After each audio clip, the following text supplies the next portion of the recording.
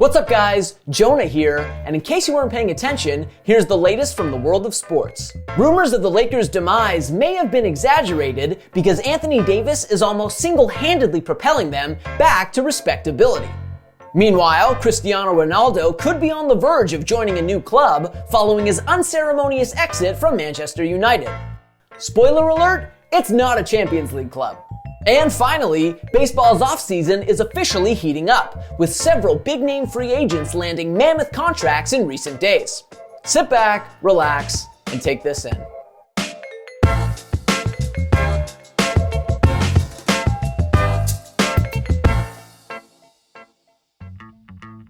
As recently as a few weeks ago, the star-studded Los Angeles Lakers were absolutely flatlining. After stumbling through a disastrous 2021-2022 campaign, the Lakers dropped 10 of their first dozen contests to kick off 2022-2023, and the alarm bells were blaring. They looked like a win-now team that wasn't good enough to win now and had an even grimmer long-term outlook, an unenviable position that made us wonder on this very channel if trading Anthony Davis might be their most viable path forward. If the Lakers were ever actually considering a deal like that, though, it's suddenly a much more complicated hypothetical. Because Davis, at the age of 29 and now in his 11th NBA season, isn't merely playing the best basketball of his career. Rather, he's breathing new life into what looked like a lost season for Los Angeles. As of this writing, the Lakers are 8-2 over their last 10 games and now sit on the periphery of the playoff picture. And over the course of LA's turnaround, Davis has averaged more than 35 points and 15 rebounds per game. Let that sink in. He's been averaging more than 35 and 15 per night for more than 3 weeks. And that's while shooting almost 65% from the field and 88% from the free throw line. No matter how you slice it, that's an absurd heater. And a historic one at that. Recently, Davis dropped 44 points and 55 points in consecutive games, thrusting himself into some exclusive company. He became, for instance, the first Laker since Kobe Bryant in 2013 with consecutive 40-point games, and the first Laker since Shaq with 40 points and 10 rebounds in back-to-back contests.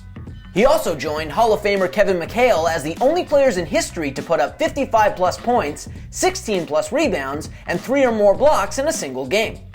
Thanks to his ongoing surge, Davis is currently averaging a career-best 28.6 points per game on the season, and he's leading the NBA in rebounds per game with 12.8, also a career best.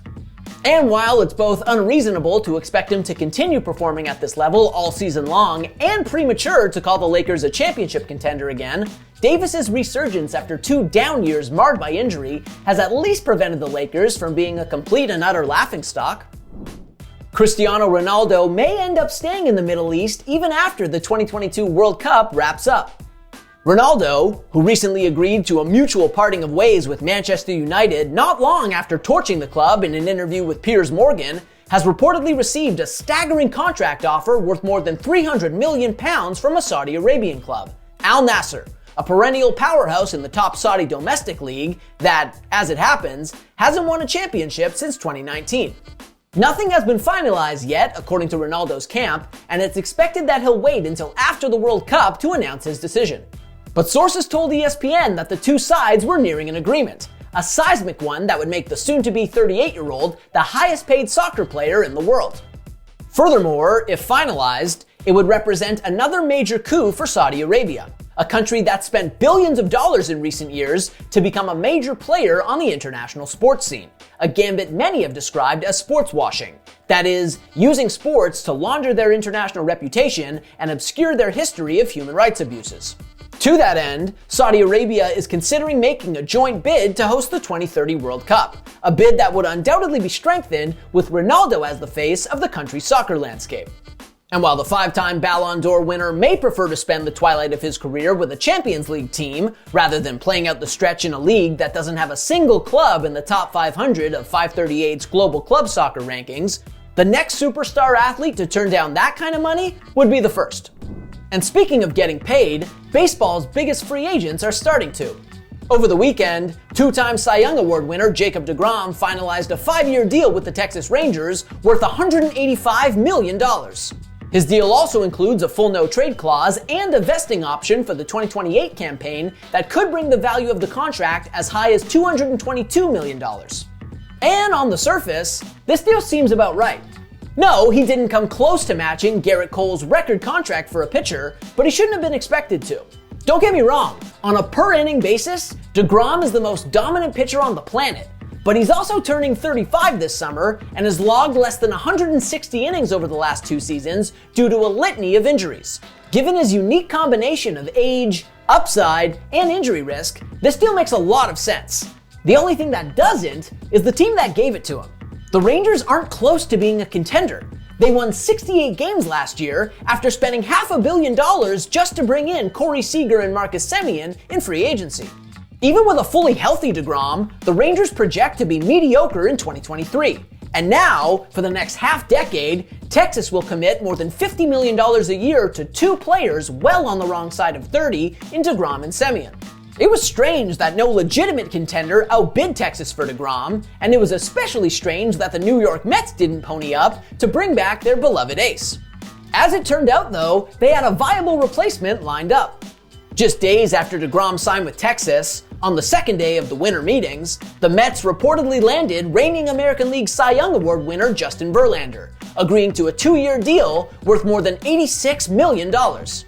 The deal not only reinforced New York's status as one of the elite teams in the National League and owner Steve Cohen's willingness to spend, but it also gave the Mets one of the most decorated and expensive rotations in baseball history.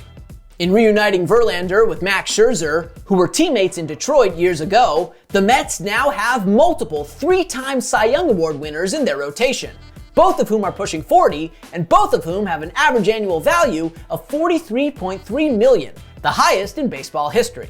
And now it seems the free agent dam has broken. Shortly after Verlander agreed to terms with the Mets, one of New York's division rivals, the Philadelphia Phillies, reportedly made a huge acquisition themselves, signing all-star shortstop Trey Turner to an 11-year deal worth $300 million.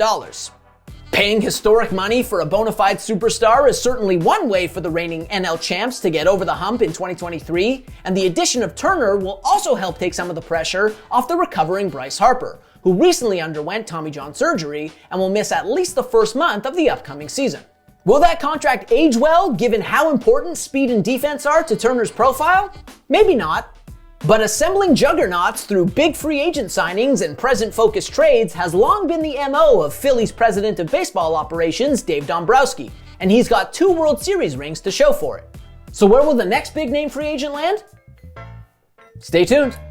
That's it for today, folks. Thanks so much for watching, and don't forget to smash that subscribe button. As always, we appreciate you. We'll see you next time.